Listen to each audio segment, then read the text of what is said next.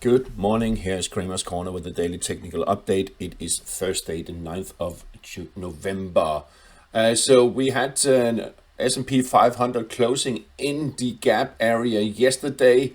And interestingly enough, we had also the RSI now closing above 60. So it's also in a bullish sentiment or positive sentiment, indicating we could see a test of the 4400 and possibly also a close above. I wouldn't be surprised to see a little bit of a correction down before next move up.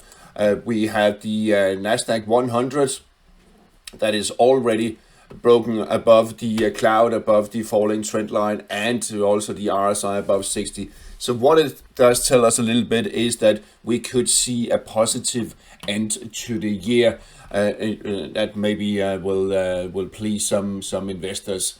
What is also interesting is that just very quickly we can see that this is the Russell 2000 ETF.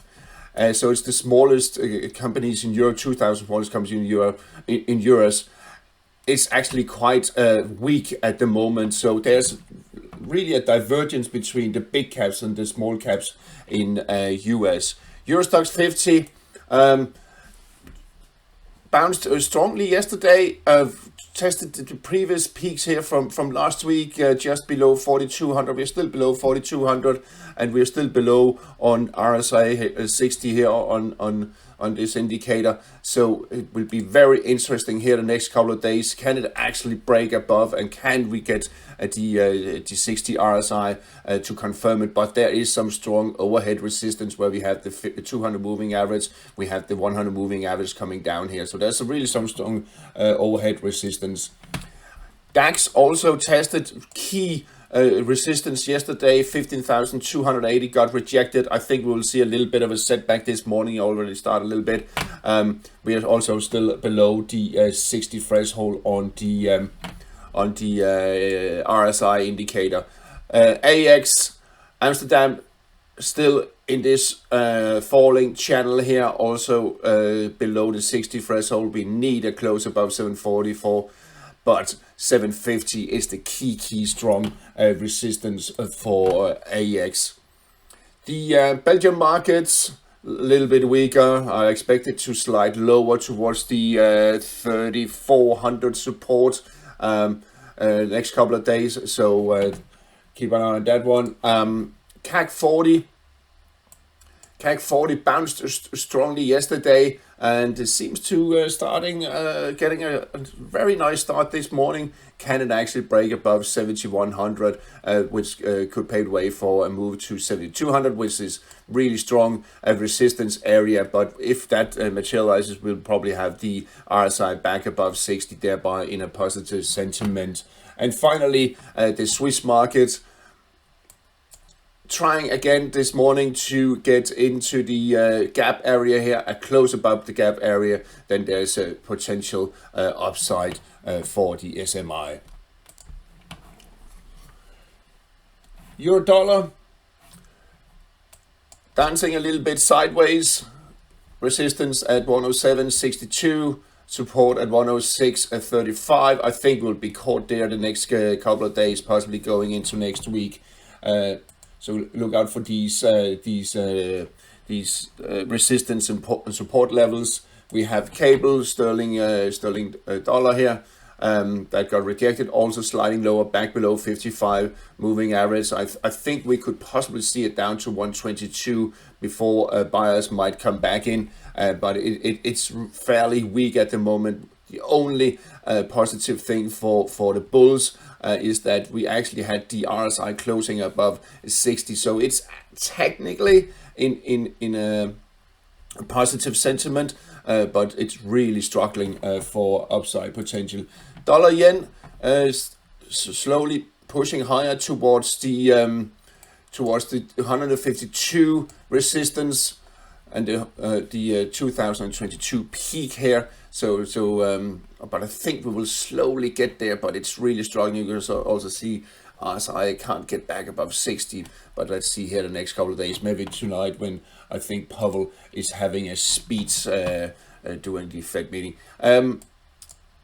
Euro yen pushing higher. And if we look at the taking out this rising trend line here, so let's see, yeah, it's testing the upper side at the moment.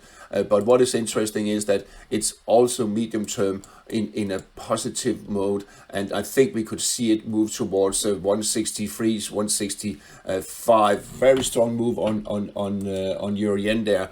Aussie yen, still a little bit of correction mode, really, but we are in an uptrend, and I think I don't think we will get down to test the 95.85 once again. In this uptrend, we can also see where we have a positive RSI. There's no divergence, indicating we are likely to see higher levels on the Aussie yen. Let's quickly have a look at the Aussie dollar. Still a little bit depressed after being rejected at 65.2022. It's really strong resistance there. I think we will see Aussie dollar testing the upper falling trend line here and then maybe taking off. But it's currently finding some support here at the 55 moving average. So keep an eye on that one.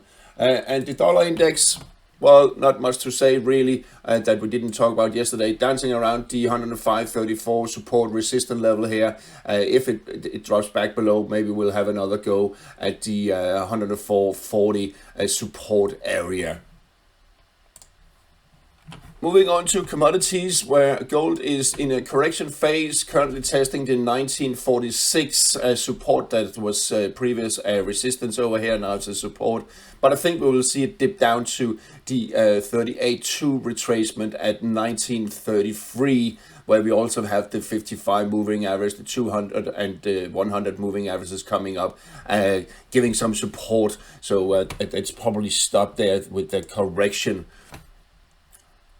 Moving on to silver, not really much. It's sliding a little bit lower, 22.15. Keep an eye on that support. If it does break below, well, then it's looking at 21 level again. Copper sold off quite heavily yesterday, and seems like following on this morning, testing the falling trend line from the upper side. Can it break below it? If it does, well, then the 354.50 support area here is in danger again, or will be very likely to be tested.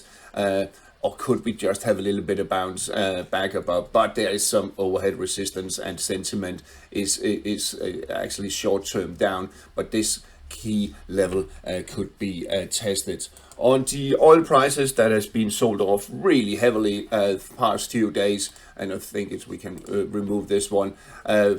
Through the strong support here, it wasn't that strong after all, around 77. Next is around 73.84, just around 74 level, likely to be tested, and then we could see a bounce back towards the 200 moving average. Brent crude oil support just around 78 and 19. These little correction we had over here. If it does take out that, well, then we are looking at the levels around 71 here on the Brent oil, and that is something that then we are just back to where we were before all this shenanigans started in the Middle East and in with Saudi Arabia and everything. Ole Hansen can talk much more about that. Finally, on the US 10-year yield, really interesting at the moment. It is what it is. It is actually testing the 450% level again, currently below the falling trend line. So will it actually break below? Then we're looking at 436. Possibly lower, but let's not cross that bridge until we get there. We also have the RSI still still above the 40 threshold here. So really on a knife edge for the US 10-year at the moment. All right, that's all for today. Thank you very much for listening. Talk to you again tomorrow. Happy trading.